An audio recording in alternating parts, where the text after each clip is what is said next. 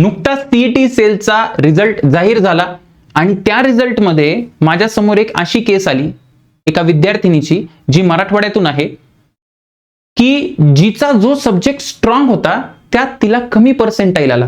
हे तर नॉर्मल आहे, हे तर असं होऊ शकतं कारण पेपर खराब गेला असेल, पण कमी म्हणजे इतका भयानक कमी की सगळ्यांपेक्षा ती डायरेक्ट मागे पडली. म्हणजे जिथे तिला ओव्हरऑल 96-97 पर्सेंटाईल एक्सपेक्टेड होता, कारण मॅथ्स मध्ये हा जो 5.44 पर्सेंटाईल आहे जो लॉजिकली पण पटत नाही. फिजिक्स तिचा चांगला आहे, त्यातल्या त्यात 92, 81, म्हणजे मॅथ्सचा अभ्यासच केला नाही का तिने, असा बाकी डेटा सांगत नाही. मी पूर्ण केस तुम्हाला सांगेल. 54.87 हा पर्सेंटाईल डायरेक्ट 54.87 ला ड्रॉप झालाय. त्या विद्यार्थिनीचं स्वप्न होतं की तिला गव्हर्नमेंट कॉलेज पाहिजे. आई वडील शेती करतात, त्यांना तेवढं समजत नाही शिक्षणातलं, पण त्यांनी कसे बसे पैसे गोळा करून मुलीला दिले की बेटा तू अभ्यास कर आणि स्वतःच्या आयुष्यात पुढे जा. लेकराचं पण स्वप्न की कसं गव्हर्नमेंट कॉलेजला जाईल, तिथे इंजिनिअरिंग करेल, आई वडिलांना शेतीमधून बाहेर काढेल आणि एक चांगलं आयुष्य द्यायचा प्रयत्न करेल. पण हे जे झालं त्याच्यामुळे ती प्रचंड टेन्शन मध्ये आली. मी तुम्हाला पूर्ण केस सांगतो. पूर्ण केस अशी आहे की हे तिची 12वीची मार्कशीट आहे. आपण बघू की तिचा मॅथ्स खरंच तेवढा वीक आहे का, जो की कोणाचाच नसतो. हे तर रिझल्ट, तो पण पहिलाच रिझल्ट लॉजिकली सांगतोय, पण तरी मी तुम्हाला सांगेल, डिटेलमध्ये सांगेल. तर मुलीचं मी नाव डिस्क्लोज करत नाहीये due to the privacy, child privacy policies. Okay, so आई आणि वडिलांचं नाव मी तसंच ठेवलंय टू शो दॅट की येस रिझल्ट इज ऑथेंटिक. आणि हा रिझल्ट ऑथेंटिक आहे. माझ्याकडे त्याचे डॉक्युमेंट्स आहेत ओरिजिनल, जे काही तिने पाठवलंय ते माझ्याकडे सगळं आहे. सो सीईटी सेल मधून हा कोणी व्हिडिओ बघत असेल तर तुम्ही मला कॉन्टॅक्ट करू शकता. I will give you that information. मॅथमॅटिक्सला दिला 96 मार्क्स, 96 मार्क्स ऑन 100. म्हणजे तिला ओव्हरऑल पर्सेंटेज किती आहे 12वीला? 87%. 86.83 म्हणजे अप्रॉक्सिमेटली 87% आहे. मॅथमॅटिक्स 96 म्हणजे खूप चांगलं गणित आहे तिचं. She is a very brilliant student in terms of her performance in mathematics. बोर्डला तिने सिद्ध केले. जेईला सुद्धा जर तुम्ही तिचा स्कोर कार्ड बघितला, ठीक आहे मान्य आहे फिजिक्स आणि केमिस्ट्रीला तिला तेवढे चांगले पर्सेंटाईल नाहीये, पण मॅथ्स मध्ये परत एकदा तिने खूप चांगलं करून दाखवले. 82.57 म्हणजे इंडिया लेवलला ती 17% मुलांच्या मागे किंवा 83% मुलांना ती मागे टाकते, आपण असं म्हणू. पण सीईटी मध्ये उलट झालं. सीईटी मध्ये काय झालं तर सीईटी मध्ये असं झालं की तिला डायरेक्ट 95% म्हणजे 95% मुलांनी मागे टाकलं. हे अतिशय शॉकिंग रिझल्ट आहे, कारण आता तिच्या ऍडमिशनचा प्रॉब्लेम येणार आहे. वेळ अत्यंत कमी आहे. आता रिझल्ट लागला, परत कॅप राऊंड सुरू होतील. तिने कोणाकडे जायचं, काय करायचं? हे रिस्पॉन्स शीट तिने जेव्हा बघितली तेव्हा तिला फिजिक्सला 26, केमिस्ट्रीला 26 आणि मॅथ्सला 60 मार्क्स, म्हणजे टोटल 112 मार्क होते. 112 मार्क्सला काही नाही तर 97 ते 98 पर्सेंटाईल पर्यंत यायला पाहिजे. इझी शिफ्ट जरी असली तरी 96-97च्या मध्ये यायला पाहिजे. पण हे काय झाले? गव्हर्नमेंट जाऊ द्या, प्रायव्हेट कॉलेजला सुद्धा ऍडमिशन व्हायला प्रॉब्लेम होणार आहे. तिची रिस्पॉन्स शीट तिने डाउनलोड केली नाही, कारण 3 दिवसाची वेळ उलटून गेली आणि तिला गरज वाटली नाही तेव्हा, कारण रिझल्ट असा येईल तिला एक्सपेक्टेडच नव्हतं. बरं, आपण सीईटी सेलचा हेल्पलाईन बघू.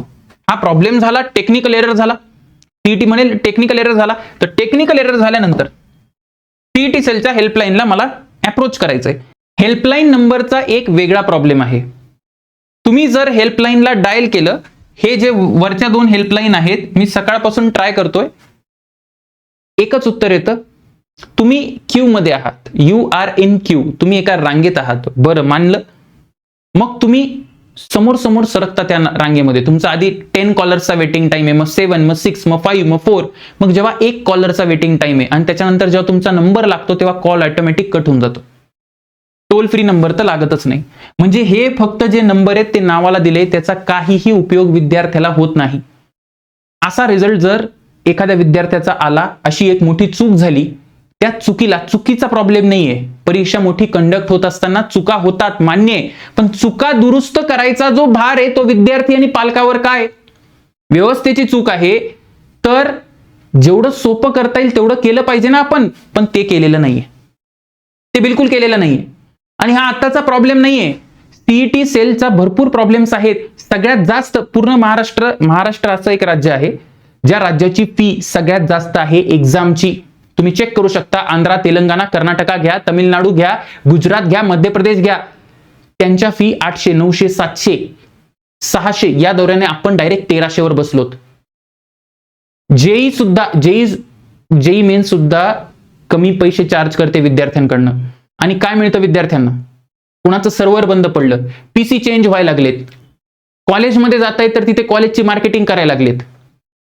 या सगळ्या मुद्द्यांवर योग्य वेळी तेव्हा बोलण्यात येईलच. जे 2026 वाल्यांबरोबर झालं ते 2027 वाल्यांबरोबर होता कामा नये. पण हा जो रिझल्टचा प्रॉब्लेम आहे ना, हा जो रिझल्टचा प्रॉब्लेम आहे, लाखो मधून एखादी चूक होते, दुसरी चूक होते, पण ती चूक त्या विद्यार्थ्याच्या जीवनाला खूप मोठा त्याच्यात बदल करू शकते. आपल्यासाठी ते नंबर्स आहे, पण विद्यार्थ्यासाठी ते पूर्ण जीवन आहे. तर मला वाटतं सीईटी सेलने याच्याकडे त्वरित लक्ष दिलं पाहिजे आणि जे काही स्पष्टीकरण असेल त्या विद्यार्थ्याचा ऍप्लिकेशन नंबर आहे आपल्याकडे, त्या विद्यार्थिनीचा रोल नंबर आहे, ऍप्लिकेशन नंबर आहे, माझा सुद्धा नंबर दिलाय, तुम्ही मला पण संपर्क करू शकतात. Get this done quickly. जेवढ्या लवकर होऊ शकत असेल तिला न्याय द्या, सो दॅट तिचे पालक आणि ती शांत डोक्याने बसतील.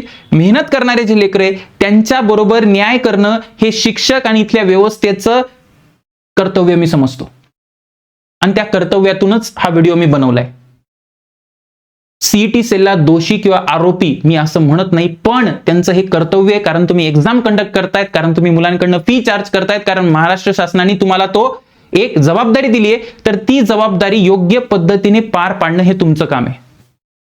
महाराष्ट्रातले तमाम विद्यार्थी तुमच्याबरोबर जर असा काही प्रॉब्लेम झाला असेल, ठीक आहे, तर तुम्ही या व्हॉट्सॲपला मला मेसेज करा, सो दॅट आपण त्याच्यावर व्हिडिओ बनवू. सीईटी सेल मधलं कोणी मेंबर असेल जो हा व्हिडिओ बघत असेल तर तुम्ही त्वरित त्या विद्यार्थिनीपर्यंत पोहोचा. जर नाही पोहोचू शकले तर या व्हॉट्सॲपवर मला टेक्स्ट करा, मी तुम्हाला रिप्लाय करेन, मी तिचा कॉन्टॅक्ट देईल आणि तिला लवकरात लवकर न्याय द्या. त्याचबरोबर कोणाबरोबर असं झालं असेल तर बेटा मला मार्कशीट वगैरे सगळं पाठवा, सो दॅट आपण एक प्रूफ घेऊन सीईटी सेल समोर जाऊ.